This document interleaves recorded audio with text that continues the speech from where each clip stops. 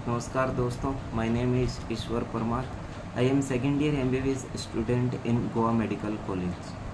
आज हम बात करेंगे chapter 4 principle of inheritance and variation के बारे में। इसमें आप देखो तो टोटल एक मिनट,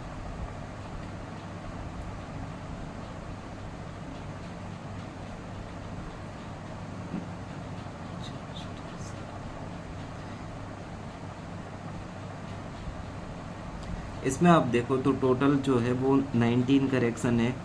17 करेक्शन थ्योरी के अंदर है और 2 करेक्शन इसके डायग्राम में। तो सबसे पहले अपन बात करते हैं इसके थ्योरी के करेक्शन के बारे में। थ्योरी में सबसे पहला करेक्शन आप यहाँ पे आ जाए तो यहाँ पे देखो इसमें लिखा हुआ है, इंग्लिश का भी ले आते हैं, ये इसमें आप देखो तो यहाँ पे लिखा हुआ है, हाँ हिंदी के एनसीईआरटी में देखो तो लिखा हुआ है नर और ब्रैकेट में लिखा है अंड और मादा और ब्रैकेट में लिखा है पराग। इसी को इंग्लिश के एनसीईआरटी में आप देखो तो लिखा है फीमेल और एक्स और मेल को लिखा है पोलेन। ठीक है, तो यहाँ से आप ये करेक्शन कर देना हिंदी के एनसीईआरटी में कि या तो आप यहाँ से नर की जगह मादा लिख दो और यहाँ पे मादा की जगह नर लिख दो। ठीक है, ये कर दो, या फिर आप यहाँ अंड की जगह यहाँ पे पराग कर दो, या फिर आप पराग की जगह यहाँ पे अंड कर दो। ठीक है, कोई इन दोनों में से कोई भी एक करेक्शन कर दो। ठीक है, तो ये हो गया आपका 1 नंबर करेक्शन। उसके बाद आगे फिर हम बात करते हैं 2 नंबर। 2 नंबर करेक्शन जो है वो आगे वाले इस पेज पे देखो आप, इसमें यहाँ पे लिखा हुआ है कि सॉरी, इसमें आप देखो तो यहाँ पे लिखा हुआ है कि साथ ही केवल लंबा फिनोटाइप दृष्टिगोचर होता है। ठीक है, इसी को आप इंग्लिश के एनसीईआरटी में देखो तो लिखा हुआ है कि through the F1 have genotype of TT but the phenotype character seen is tall. English के एनसीईआरटी में इस लाइन को पूरा दे रखा है। हिंदी के एनसीईआरटी में खाली इतना लिखा है कि साथ ही केवल लंबा फिनोटाइप दृष्टिगोचर होता है। इंग्लिश के एनसीईआरटी में लिखा हुआ है कि जो F1 PD है उसमें जीनोटाइप क्या है, T, कैपिटल T और स्मॉल t। ठीक है, और इसमें जो फिनोटाइप है वो केवल टॉल वाला दिखता है, किसमें, F1 PD में। तो ये वाला लाइन आप यहाँ पे पूरी करते हैं हिंदी के एनसीईआरटी में। ठीक है, 2 नंबर हो गया। फिर आगे अपन बात करते हैं 3 नंबर करेक्शन। 3 नंबर करेक्शन में आप यहीं पे देखो तो यहाँ पे लिखा हुआ है कि अंत में जीनोटाइप अनुपात ये दे रखा है। ठीक है, दूसरे शब्दों में 3:1 अनुपात आता है। ठीक है, ये क्या लिखा है, इसने बोला है जीनोटाइप अनुपात। इसी को इंग्लिश के एनसीईआरटी में देखो तो लिखा हुआ है कि ये फिनोटाइप रेशियो है। कौन सा, जो 3:1 है, ये वाला फिनोटाइपिक रेशियो। तो हिंदी के एनसीईआरटी में आप यहाँ से करेक्शन कर देना, जीनोटाइप की जगह फिनोटाइप लिख देना, क्योंकि जीनोटाइप का रेशियो आगे दे रखा है, कौन सा, 1:2:1। ठीक है, ये हो गया 3 नंबर करेक्शन। 3 नंबर के आगे फिर हम बात करते हैं 4 नंबर करेक्शन। 4 नंबर करेक्शन में आप यहाँ पे देखो जो ये लिखा हुआ है, हाँ ये 4 नंबर में आप देखो जो एलील का जो मॉडिफिकेशन है उसमें क्या क्या हो सकते हैं। हिंदी के एनसीईआरटी में देखो तो पहले लिखा हुआ है कि सामान्य एंजाइम, दूसरा कार्य असक्षम एंजाइम, तीसरा है एंजाइम की अनुपस्थिति। इसमें देखो तो पहला लिखा हुआ है कि कार्य सामान्य एंजाइम, या करके छोड़ दिया, आगे कुछ नहीं लिखा। इंग्लिश के एनसीईआरटी में इसी को देखो तो यहाँ पे लिखा हुआ है कि लेस एफिशिएंट एंजाइम। ठीक है, कम अक्षम एंजाइम। ठीक है, लेस एफिशिएंट एंजाइम लिखा हो तो आप इसको हिंदी के एनसीईआरटी में यहाँ पे लिख देना, क्योंकि यदि ऑप्शन में आए और उसमें यदि ये भी लिखा हुआ है कि लेस एफिशिएंट एंजाइम तो इसका मतलब है कि द नॉर्मल वाला। ठीक है, सामान्य एंजाइम। तो ये बात आपको पहले से पता होनी चाहिए। उसके बाद जो देखो इसके नीचे वाला जो पैराग्राफ है, इसमें देखो इस पर क्या लिखा हुआ है कि पहले हिंदी के एनसीईआरटी में पढ़ो। हिंदी के एनसीईआरटी में है कि पहले परिवर्तन में रूपांतरित एलील अरूपांतरित एलील के तुल्य है, अर्थात परिणाम स्वरूप यह भी सबस्ट्रेट एस को बदलकर उसी पुराने फिनोटाइपिक का उत्पादन करेगा। ठीक है, इस प्रकार के एलील युग्म अनेक उदाहरण है। हिंदी में लिखा हुआ है कि अनेक उदाहरण है इसके। इंग्लिश के एनसीईआरटी में इसी को आप पढ़ोगे तो यहाँ पे लिखा हुआ है कि such equivalent allele pair are very common. यदि आपको ऑप्शन में ऐसा आएगा कि इन तीनों में से सबसे सामान्य कौन सा है, वेरी कॉमन कौन सा है, तो उसमें आपको टिक करना है पहला। ठीक है, क्योंकि क्वेश्चन जो है वो इंग्लिश के हिसाब से आएगा और आंसर भी इंग्लिश के हिसाब से ही देना होता है आपको वैसे। तो उसमें यही पूछेगा कि वेरी कॉमन कॉज है, ऐसा आने का बहुत कम चांसेस है कि इनमें से किसके अनेक उदाहरण हैं, ठीक है। तो आपको ये ध्यान रहना चाहिए कि मोस्ट कॉमन इनमें से कौन सा है, पहला वाला। ये हो गया अपना 5 नंबर करेक्शन। इसके बाद अपन फिर आगे बात करते हैं 6 नंबर करेक्शन। हाँ, ये वाला पैराग्राफ, इसमें आप देखो तो क्या है कि 6 नंबर, 7 और 8 नंबर तीनों करेक्शन इसी पैराग्राफ में। इसमें क्या है, जो इस वाले पैराग्राफ में सॉरी, इसमें आप देखो तो क्या है कि जहाँ पर फिनोटाइप लिखना था वहाँ पर इन्होंने जीनोटाइप लिख दिया। तो आप क्या करना है, एक तो यहाँ पे जो जीनोटाइप है, एक दूसरा यहाँ पे जीनोटाइप और तीसरा यहाँ पर जीनोटाइप। इन तीनों जीनोटाइप की जगह फिनोटाइप लिख देना। इंग्लिश के एनसीईआरटी में आप देख सकते हो यहाँ पे फिनोटाइप फिनोटाइप फिनोटाइप लिखा हुआ, ठीक है। तो यहाँ तक हो गया अपने 6, 7 और 8 नंबर करेक्शन। फिर आगे बात करते हैं 9 नंबर। 9 नंबर जो है यहाँ पर आ जाए स्वतंत्र अपव्यय का नियम। इसमें देखो तो इंग्लिश का पहले आते हैं, क्या हो गया, ठीक है। और इंग्लिश का भी आप इसमें देखो तो यहाँ पे क्या लिखा हुआ है, हिंदी की एनसीईआरटी में सबसे पहले तो लिखो तो देखो तो इसमें लिखा हुआ है कि रेशियो दे रखा है इनका, ठीक है। जो गोल और पीला है उनका रेशियो है 9। उसके बाद जो जोरीदार और हरा है उसका रेशियो दे रखा है 3, ठीक है। इसी को आप इंग्लिश के एनसीईआरटी में देखो तो यहाँ लिखा हुआ है कि जो राउंड और येलो है इसका रेशियो तो दे रखा है 9, ठीक है, करेक्ट है। उसके बाद जो रिंकल्ड और येलो है उसका रेशियो दे रखा है 3। हिंदी के एनसीईआरटी में लिखा है कि जोरीदार और हरा, हरे की जगह क्या आएगा, पीला आएगा।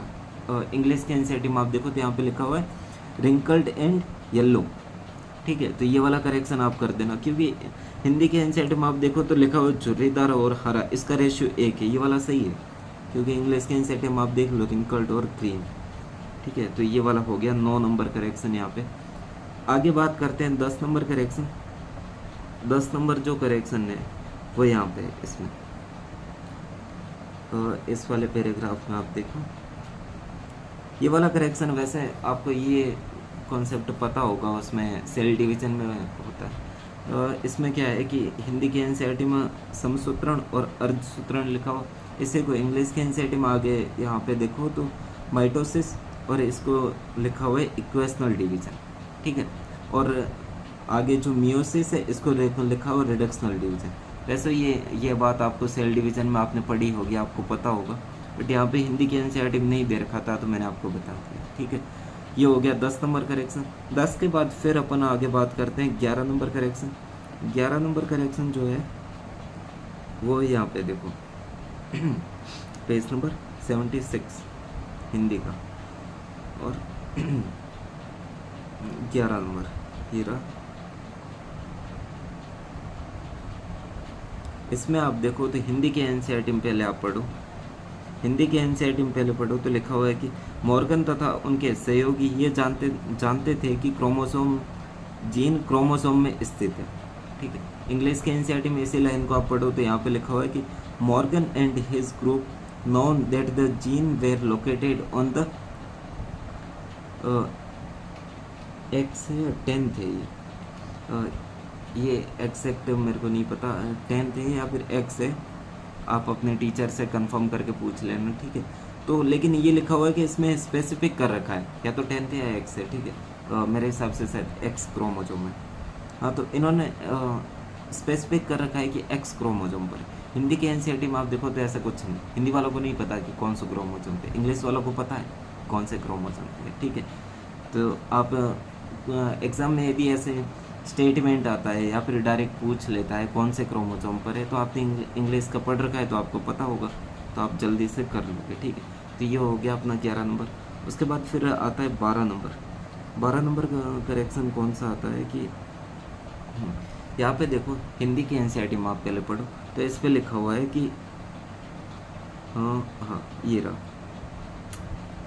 एक ही क्रोमोसोम में स्थित होने पर कुछ जीन जोड़ी में अधिक संलग्नता होती है, अर्थात पुनर्योजन बहुत कम होता है। इसके आगे इंग्लिश के एनसीईआरटी में लिखा है कि will other were loosely linked so higher recombination, Hindi की एनसीईआरटी में तो कहाँ तक लाइन खत्म है कि जिनमें संलग्नता अधिक होती है उनमें पुनर्योजन कम होता है। इसके आगे इंग्लिश की एनसीईआरटी में ये लिखा हुआ है कि जिनमें संलग्नता कम होती है उनमें पुनर्योजन ज़्यादा होता है। ये वाली लाइन हिंदी की एनसीईआरटी में नहीं, तो आप यहाँ पे लिख देना है कि जिनमें संलग्नता कम होती है उनमें पुनर्योजन ज़्यादा होगा। ये वाला हो गया अपना 12 नंबर करेक्शन। 12 के बाद फिर अपन आगे बात करते हैं 13 नंबर। 13 नंबर क्या है कि ये जो लिंग निर्धारण वाला टॉपिक दे रखा है, इसके अंदर एक सन जो दे रखा है ये वाले इसमें गलत लिख रखा है हिंदी के एनसीईआरटी। हिंदी के एनसीईआरटी में क्या लिखा है कि 1819 लिखा है। इसी को आप इंग्लिश के एनसीईआरटी में देखो तो यहाँ लिखा है 1891। ठीक है, तो आप ये करेक्शन कर देना। ये हो गया 13 नंबर करेक्शन। 13 नंबर के बाद फिर अपन आगे बात करते हैं 14 नंबर करेक्शन। और इसमें आप आ जाए, यहाँ पे देखो तो लिखा हुआ है, इसमें हिंदी की एनसीईआरटी में एक लाइन नहीं लिखी हुई है। ठीक है, ये हिंदी के एनसीईआरटी में पढ़ो तो लिखा है कि नर में एक क्रोमोसोम तो एक्स होता है, उसका जोड़ीदार स्पष्टतः छोटा होता है और वाई क्रोमोसोम कहलाता है। इसके आगे यहाँ पे इंग्लिश के एनसीईआरटी में पढ़ो तो लिखा हुआ है कि females however have a pair of X chromosomes. ठीक है, वैसे ये बात आपको पता होगी कि फीमेल में एक जोड़ी एक्स क्रोमोसोम होता है, बट ये वाली लाइन हिंदी के एनसीईआरटी में नहीं थी तो मैंने आपको बता दी। ठीक है, ये हो गया 14 नंबर करेक्शन। फिर 15 नंबर करेक्शन। 15 नंबर आप आ जाए नीचे। हाँ, ये जो मेंडेलियन विकार वाला टॉपिक है, इसमें देखो इंग्लिश का भी ले आते हैं। मेंडेलियन विकार कहाँ गया, ये मिल गया। मेंडेलियन विकार में आप देखो, पहले हिंदी की एनसीईआरटी में लाइन पढ़ो। हिंदी की एनसीईआरटी में लिखा है कि यहाँ ये भी बताना महत्वपूर्ण है कि मेंडेलियन विकार प्रभावी अथवा अप्रभावी हो सकता है। इसके आगे इंग्लिश की एनसीईआरटी में एक और लाइन लिखी हुई है कि by pedigree analysis one can easily understand whether the trait is question is dominant और रिसेसिव। यदि ट्रेट जो है वो डोमिनेंट है और रिसेसिव है, ये पता लग जाए तो पेडिग्री एनालिसिस ईजी रहेगी। ये वाली लाइन जो है वो हिंदी की एनसीईआरटी में नहीं दे रही, यहाँ से मिसिंग है ये वाली लाइन, यहाँ से। ठीक है, इन दो लाइनों के बीच में से, क्योंकि आगे वाले देखो कि साथ ही जैसा कि हीमोफीलिया में होता है, ये लिखा हुआ है similarly the trait may also be linked to the sex chromosome at the age in the case of haemophilia. ठीक है, तो आप इस वाली लाइन को यहाँ पे हिंदी के एनसीईआरटी में लिख देना। ये हो गया अपना 15 नंबर। इसमें क्या हो सकता है कि मान लो कि ये वाली जो इंग्लिश की लाइन है, ये वाली पूरी ऑप्शन के अंदर आ गई। ठीक है, और ऑप्शन क्वेश्चन में ये पूछा है कि कौन सा कथन सही है या फिर कितने कथन सही है, तो उसमें दिक्कत हो सकती है। ठीक है, तो ये हो गया 15 नंबर। 15 नंबर के बाद फिर आगे अपन बात करते हैं 16 नंबर।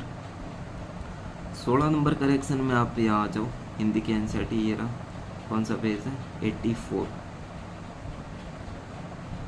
इंग्लिश की एनसीईआरटी 16 नंबर ये रहा। ठीक है, हिंदी की एनसीईआरटी में आप यहाँ पर पढ़ो तो लिखा हुआ है कि जबकि बीटा थैलेसीमिया प्रत्येक जनन के क्रोमोसोम 11 स्थित एकल जीन द्वारा नियंत्रित होता है। इसी को आप इंग्लिश के एनसीईआरटी में पढ़ो तो लिखा हुआ है कि will beta thalassemia is controlled by a single gene HBB। इन्होंने जीन का नाम दे रखा है। इंग्लिश वालों को जीन का नाम पता है, आपको नहीं पता। ठीक है, लेकिन अब से आपको भी पता है, तो आप इसको करेक्शन कर देना यहाँ पर कि ये जीन कौन सी है, HBB जीन। ठीक है, ये हो गया 16 नंबर करेक्शन। इसके बाद फिर 17 नंबर और इस चैप्टर का लास्ट करेक्शन। इसमें आप देखो तो यहाँ पे लिखा हुआ है, ये वाला भी आपने सेल डिवीजन के अंदर पढ़ लिया होगा वैसे। कोशिका द्रव्य विभाजन न हो सकने के कारण क्रोमोसोम एक पूरा समुच्चय अधिक हो जाता है। इसे बहुगुणिता या फिर पॉलीप्लॉइडी कहते हैं। इसी को आप इंग्लिश के एनसीईआरटी में पढ़ो तो यहाँ पे लिखा हुआ है कि failure of cytokinesis after telophase. आपने सेल डिवीजन में पढ़ लिया होगा कि जो साइटोकाइनेसिस होता है वो टीलोफेज के बाद में होता है। ठीक है, तो ये वाला ही बस यहाँ पे लिखा हुआ था, इंग्लिश के एनसीईआरटी में लिखा है, हिंदी में नहीं था, तो मैंने आपको बता दिया। ठीक है, ये हो गया 17 नंबर। तो यहाँ तक अपने थ्योरी के अंदर कितने करेक्शन थे, 17 नंबर, जो कि अपने सारे डिस्कस कर लिए। अब अपन बात करते हैं डायग्राम में। डायग्राम के अंदर इसमें 2 ही करेक्शन है। 2 करेक्शन जो है वो मैं आपको बता देता हूँ, फिर अपना ये चैप्टर हो जाएगा कंप्लीट। डायग्राम में सबसे पहले आप इस वाले डायग्राम में आओ, डायग्राम 4.9, डायग्राम 4.9 कहाँ गया था, ये। इसमें देखो तो यहाँ पे देखो हिंदी में लिखा हुआ है संभावना 1, संभावना 2, ठीक है। इसी को संभावना 1 में क्या लिखा हुआ है आप पूरा पढ़ो। इसमें लिखा है कि एक लंबा श्वेत तथा छोटा श्वेत क्रोमोसोम और लंबा काला छोटा काला क्रोमोसोम एक ही ध्रुव पर। इंग्लिश में पढ़ो तो लिखा हुआ है कि 1 long orange short green chromosome and long yellow and short red chromosome at the same pole. Hindi में श्वेत काला ये लिखा हुआ है, ठीक है। इंग्लिश के एनसीईआरटी में देखो तो यहाँ पे लिखा हुआ है कि ऑरेंज ग्रीन, ठीक है, येलो रेड, ये वाले दे रखा है। ये क्या हो सकता है कि क्वेश्चन आएगा तो वो इंग्लिश के एनसीईआरटी के हिसाब से आएगा, ठीक है। तो आपको ये वाले नाम देखने को मिलेंगे, ऑरेंज ग्रीन येलो वगैरह। मान लो ये वाले आ गया पूरा तो आपको कन्फ्यूज़न रहेगी कि ये कैसे आ गया, मतलब ये सब कहाँ है, हमने तो पढ़ा ही नहीं। तो इसलिए आप हिंदी की वजह अच्छा है कि आप इंग्लिश वाले यही याद रखो, ठीक है। क्योंकि एनटीए भी डायरेक्ट मतलब इंग्लिश के एनसीईआरटी में जो दे रखा है वही सही मानता है, हर बार यही होता है किसी भी लैंग्वेज में, ठीक है। तो ये हो गया अपना डायग्राम का 1 नंबर। डायग्राम में फिर 2 नंबर आप डायग्राम 4.11 इसमें देखो।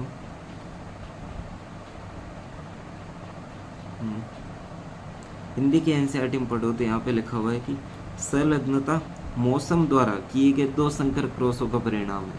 हिंदी में मौसम भी संकर कर रहे हैं, ठीक है। इंग्लिश में आप इसी को पढ़ो तो लिखा हुआ है कि linkage result of 2 hybrid cross controlled by conducted by Morgan, ठीक है। तो हिंदी के एनसीईआरटी में मौसम की जगह आप मॉर्गन करते हैं ना, कि मॉर्गन भाई साहब ने किया था ये वाला द्विसंकर क्रॉस। तो यहाँ तक अपने डायग्राम के 2 करेक्शन और थ्योरी के 17 करेक्शन, टोटल 19 करेक्शन हो गए कंप्लीट। इस वाले चैप्टर में ज़्यादा करेक्शन थे, चैप्टर भी वैसे बहुत बड़ा है और इम्पोर्टेंट है, ये तो आपको पता ही है, ठीक है। तो ये सारे करेक्शन आप कर देना। वीडियो अच्छी लगे तो अपने दोस्तों के साथ भी शेयर ज़रूर करें। बहुत बहुत धन्यवाद आप सभी का।